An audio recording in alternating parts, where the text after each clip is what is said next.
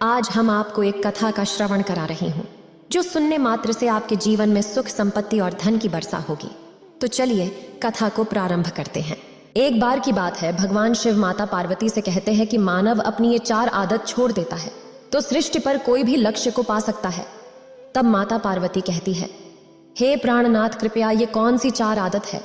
फिर भगवान शिव कहते हैं, हे देवी, आज मैं पृथ्वी लोक जाकर एक संत का रूप धारण करके अपने एक भक्त को ये 4 आदतें बताऊंगा।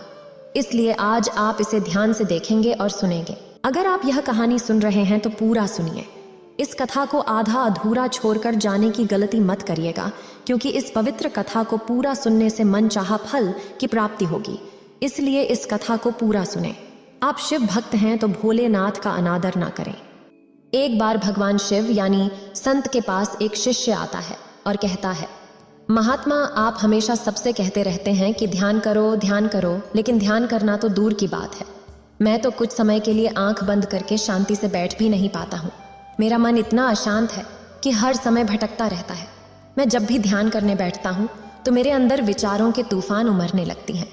लोगों के बारे में, अपने साथ बीती घटनाओं के बारे में, अपने भविष्य के बारे में और ऐसी ही न जाने कितनी सारे अजीबो गरीब विचार मेरे मन में लगातार उठने लगती हैं।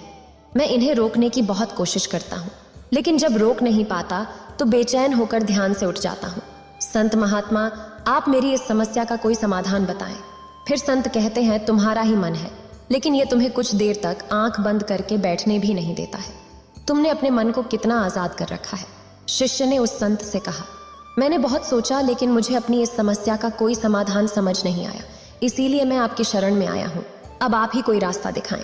संत ने कुछ देर तक राजकुमार के चेहरे की तरफ बड़े ध्यान से देखा और फिर कहते हैं, ठीक है, तुम ये 4 आदतें छोड़ दो और फिर तुम्हारा मन लगने लगेगा।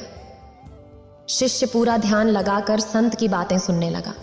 फिर संत ने कहा, पहली आदत, दूसरों के मन को पढ़ना छोड़ दो।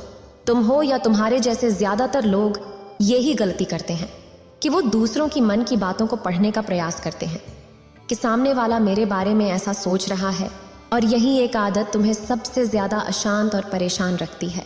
और ज्यादातर मौकों पर हम लोग दूसरों की मन की बातों को गलत और नकारात्मक तरीके से पढ़ते हैं। जैसे कि लोग अक्सर समझते हैं कि दूसरे लोग उनकी तरक्की से जलते हैं, उसे नीचा दिखाना चाहते हैं, उसे पसंद नहीं करते, उसकी मदद नहीं करना चाहते, और ऐसी ही न जाने कितनी सारी नकारात्मक बातें ये लोग दूसरों के प्रति अपने अंदर बैठा लेते हैं। फिर उनके बारे में ही सोचते रहते हैं। फिर उन व्यक्ति से बदला लेने के तरीके सोचते रहते हैं। उन्हें hair fall shampoo, hair fall oil, 10 दिन तेल लगाओ, बाल उगाओ, एंटायर इंडस्ट्री है। फिर उन व्यक्ति से बदला लेने के तरीके सोचते रहते हैं। उन्हें नीचा दिखाने के मौके ढूंढते रहते हैं, और दूसरों के प्रति यही नकारात्मक सोच इन्हें अशांत और दुखी करती है। और फिर ये लोग अशांत महसूस करते हैं, इसीलिए दूसरे लोग क्या सोच रहे हैं इसका अनुमान लगाना बंद कर दो। दूसरे लोगों के विचारों को पढ़ने की कोशिश करना बंद करो। अगर पढ़ना ही है तो खुद के मन को पढ़ना शुरू करो कि तुम्हारे अंदर क्या चल रहा है। कहीं तुम नकारात्मक सोच, शिकायत या बुराई करने जैसी आदतों के शिकार तो नहीं हो रहे हो। फिर संत ने कहा, दूसरी आदत, ये सोचना कि असफल हो गया हूं तो लोग हंसेंगे। हंसने दो लोगों को असफलता पर। हंसना तो लोगों का काम है, क्योंकि अगर तुम सफल हो जाते तो यही वो लोग हैं जो तुम्हारी तारीफ करते हैं, तुम्हें सम्मान देते हैं, तुम पर गर्व करते हैं। अगर तुम अपने सफल होने पर दूसरों से तारीफ की उम्मीद करते हो तो अपनी असफलता पर उनके हंसने से तुम्हें दुखी नहीं होना चाहिए। और हमारी समस्या ही यही है कि हम लोग असफलता को बुरा मानते हैं, जबकि असफल होना सफल होने से भी ज्यादा जरूरी है, क्योंकि बिना असफल हुए मिली सफलता लोगों के अंदर घमंड लाती है और दूसरों को खुद से छोटा समझने की गलती करता है, जबकि असफलता हमें विनम्र रहना सिखाती है, धैर्य रखना और लगातार प्रयास करना सिखाती है। इसीलिए असफलता को बुरा मत समझना चाहिए। और अगर तुम्हारे काम में असफल होने की संभावना नहीं है तो इसका अर्थ यह है कि तुमने अपना लक्ष्य अपनी क्षमताओं से छोटा बनाया है। और अगर लोग तुम पर हंस नहीं रहे, तुम्हें ताने नहीं मार रहे, तुम्हारी बुराई नहीं कर रहे, तो तुम अंदर से मरे हुए हो। तो अपने कर्मों से बाहर जाकर कुछ नया करने का प्रयास नहीं कर रहे हो, क्योंकि असफल भी वही होता है जो कुछ नया करने का प्रयास करता है। और एक बात हमेशा याद रखना, अगर तुम्हारे अंदर असफल होने का साहस नहीं है तो तुम कभी भी वो बड़ा लक्ष्य हासिल नहीं कर सकते जो तुम करना चाहते हो। इसीलिए असफल होने पर लोगों के हंसने से डरना बंद कर दो। अगर आपको भी असफलता से डर लगता है और अगर आप भी सिर्फ इस डर से कुछ नया करने का प्रयास नहीं कर रहे कि अगर मैं फेल हो गया तो लोग क्या कहेंगे, लोग मुझ पर हंसेंगे, मेरा मजाक बनाएंगे, तो आपके इस डर को खत्म करना है तो डरना छोड़ दो। फिर संत ने आगे कहा, तीसरी आदत, समय को काटना छोड़ दो। लोगों को लगता है कि वो समय को काट रहे हैं, लेकिन असल में समय हर पल उन्हें काट रहा है। लोगों के द्वारा समय को व्यर्थ के कामों में बर्बाद करने का केवल एक ही कारण है, और वो ये है कि उन्हें लगता है कि उनके पास बहुत समय है, जबकि सच्चाई ये नहीं है, क्योंकि उनसे पहले वाले लोगों को भी यह लगता था कि उनके पास बहुत समय है, लेकिन उन्हें पता नहीं चल पाया कि कब समय बीत गया और उनका बुलावा आ गया। और जब तक उन्हें अपनी गलती का एहसास हुआ तब तक समय उनके हाथ से निकल चुका होता है। बस पश्चाताप रह जाता है कि सारा जीवन व्यर्थ के कामों में बर्बाद कर दिया, और फिर वो चले गए इस दुनिया से बिना खुद को जाने, बिना इस जीवन की सच्चाई को समझे। इसीलिए जब तक ये जीवन है इसे सार्थक कामों में लगाओ, खुद को जानने में, दूसरों की मदद करने में, लोगों को सही राह दिखाने में, मानवता के कल्याण में। और समय को बर्बाद करने से आज तक किसी को खुशी नहीं मिली है।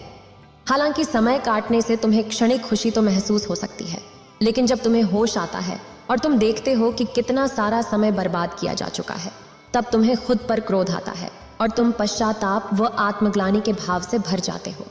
और फिर यही आत्मग्लानि और पश्चाताप का भाव तुम्हारे अंदर तनाव पैदा करता है और तुम अशांत हो जाते हो और लगातार अपनी उस गलती के बारे में सोचते रहते हो। फिर तुम्हारा किसी भी काम में मन नहीं लगता और तुम उदास रहने लगते हो, और यह चक्र लगातार चलता रहता है। इसीलिए समय को काटना बंद करो और वो करना शुरू करो जो जरूरी है। फिर संत ने कहा, चौथी आदत, ये सोचना छोड़ दो कि मुझसे बड़े बड़े लोग नहीं कर पाए तो मैं कैसे कर पाऊंगा। असल में दूसरों से खुद को किसी भी चीज से तुलना करना ही व्यर्थ है।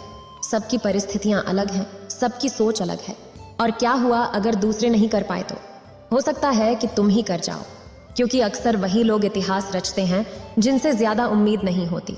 और फिर हो सकता है कि जिसे तुम बड़ा समझ रहे थे, जिसके लिए तुम सोच रहे थे कि उसने बहुत मेहनत की है, बहुत प्रयास किया है, उसने कभी उतना प्रयास किया ही ना हो, केवल मेहनत करने का दिखावा किया हो, क्योंकि ज्यादातर लोग कभी उतनी मेहनत करते ही नहीं हैं जितनी अपने लक्ष्य प्राप्ति के लिए करनी चाहिए, और दूसरे लोगों के सामने ये दिखाने का प्रयास करते रहते हैं कि मैंने तो बहुत मेहनत की थी लेकिन मेरी किस्मत ही खराब थी। और यही वो लोग हैं जो दूसरों को बातों ही बातों में कहते रहते हैं कि जब इतनी मेहनत करने के बाद मैं सफल नहीं हो पाया तो तुम कैसे हो पाओगे, लेकिन अंदर ही अंदर ये इस बात को जानते हैं कि उन्होंने कभी उतनी कोशिश की ही नहीं थी जितनी करनी चाहिए थी। ये बात दूसरों की नज़रों में अपनी इज्जत बचाने के लिए और इस डर से कि कहीं दूसरा व्यक्ति इनसे आगे ना निकल जाए, ये अपनी अधूरे प्रयासों की शेखी बघाड़ते रहते हैं और दूसरों को डराते रहते हैं कि जब मैं नहीं कर पाया तो तुम कैसे कर पाओगे।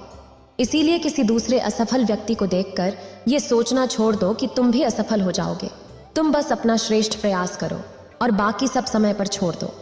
फिर संत ने आगे कहा, अगर तुमने ये 4 आदतें छोड़ दी तो तुम्हारा मन एकदम शांत हो जाएगा और फिर तुम जहां चाहो वहां अपना मन लगा सकते हो। इतना कहकर संत महात्मा मौन हो जाते हैं और शिष्य को भी अब समझ आ चुका था कि उसे क्या करना है। उसने मन ही मन उन 4 आदतों को छोड़ने का निश्चय कर लेता है और संत महात्मा को धन्यवाद कर वहां से चला जाता है। फिर भगवान शिव कैलाश पर्वत के लिए प्रस्थान कर जाते। इस वीडियो को बोलते समय कोई त्रुटि हो तो मैं क्षमा चाहती हूँ। उम्मीद है आप सभी को ये वीडियो अच्छी लगी होगी।